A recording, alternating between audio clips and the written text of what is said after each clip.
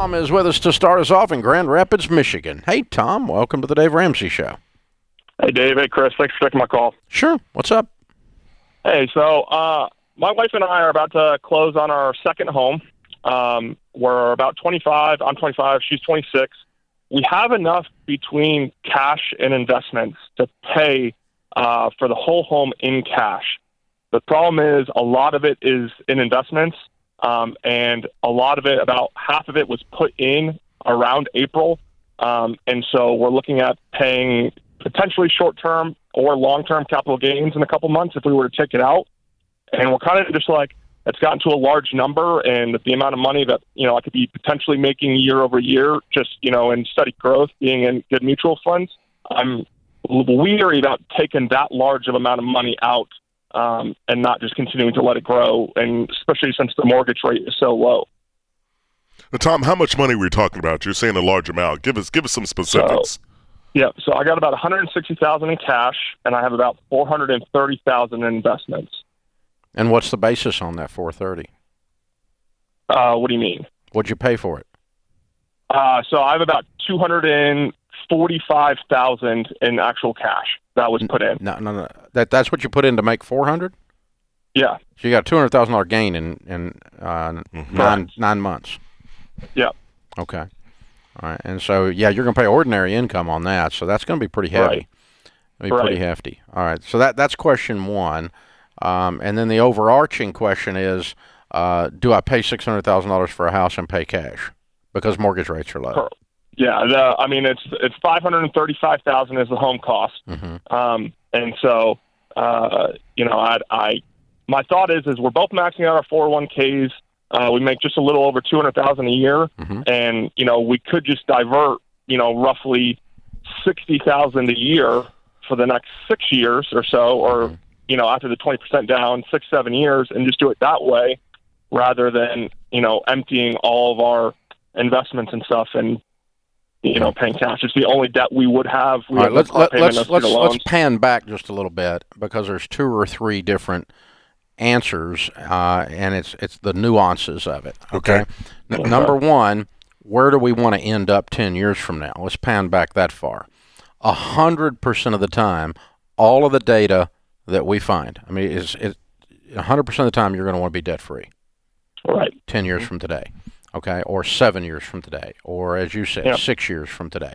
All right. So the long-term goal is debt free. Now, why is that? Well, it adds stabilization to your overall life, and that you own your home. There's no threats when there's a pandemic that something turns upside down on your wonderful careers that you have, and all of a sudden this house is in jeopardy and everything's in jeopardy, and there's a lot of stress. So if you're the third pig that built his house on the brick with the big bad wolf comes along and the brick is paid for, you got no issue. That's right. So that's where we want to end up, and we know from all our data that the millionaires want to do that, and we know the borrower really is slave to the lender. That's not a dadgum joke. Right. And so that's where we want to end up.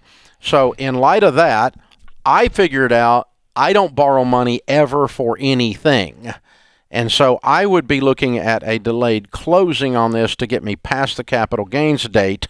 So I wouldn't close on this property until April. And I'd actually pay them a little extra to do that if it's me, because I'm going to pay 100% cash 100% of the time. Now, the one thing we don't yell at people for is taking out a mortgage if they can pay it off rather quickly, or as quickly as possible. And so we wouldn't yell at you if you took out a short-term bank loan and paid it off within a year to avoid the to make that a long-term capital gain instead of an ordinary gain, which is going to cut your tax bill in half. That's a $30,000 or a $40,000 play in this scenario. Right. Tax savings only. Now, am I going to keep you in debt on your house because of low mortgage rates in order to invest more? Absolutely not. As a philosophy. Absolutely not. So that's not where I want you to be long term. It's not where I want you to be as soon as you can get there. So there's 2 or 3 things playing in this, but the capital gains thing and the April date, and you take a ordinary income on a $200,000 gain or $250,000 gain versus a 15%, which is what you'd be on your long term capital after 1 year. yeah, I'm probably going to want you to mess with that. I can't, because I have vowed before God I will never borrow money again for any reason, because I truly believe the stuff we teach. So, and if I were in your shoes and I'm sweating that capital gain, I'm going to just do a delayed closing in order to avoid it and get it past that 1 year mark and come out of there. But Tom, you're really kind of asking two questions. The capital gains thing and the gains that you've had this year have made you a little greedy because you had an unrealistically good year on the stock market. It is unrealistic. It was a wonderful year. Oh, it was. Especially when you bought at the bottom. That's right. Absolutely. You bought right at the bottom. And Tom, I'm going to tell you this. 25 and 26 years old, calling in with this kind of question and the path you all are on, you've got the habit of saving. You've got the habit of being intentional. Please, please, please continue to grow that skill. Do not backslide. And I know that because having been 25 and 26, stupid comes around and it's shiny. And it's real easy, if you're not clear on what it is you want, to make some bad decisions. So very proud of the progress you're making. Take your time, look at this, and it's okay to delay some gratification because it's going to feel a whole lot better later when you walk in that home and it's all yours. Yeah. The number of times I couldn't do something because I didn't have the money right then, and so because I refused to borrow money, because I truly believe the borrower is slave to the lender, I really am a legalist. I really am a fanatic. I really don't borrow money for anything. But the number of times I couldn't do something, so I didn't, because I couldn't figure out a way to do it. I couldn't scheme it. I couldn't scam it. I end up with a better deal.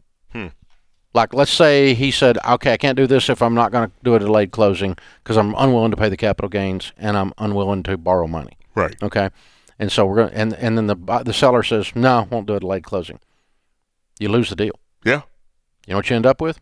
Better house later. Every time you get an upgrade. Wow. God's always standing there with an upgrade the other side of you making the right decision. And that's not what our mind tells us, Dave. No, it's our mind. We have a scarcity mentality. Yeah. That if you don't do this, you're never, ever going to be able to do it. The number of times I've walked away with a deal, and when I walk around the corner, there's a better one waiting because I walked away from the deal for the right reasons. Wow. Sticking to the principles. I'm going to dance with the girl that brought me. That's right.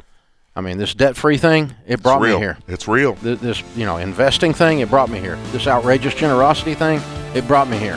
And I don't care if there's another pretty girl at the party. Those are the ones that I came with. That's the girl I came with. I'm dancing with her. That's it.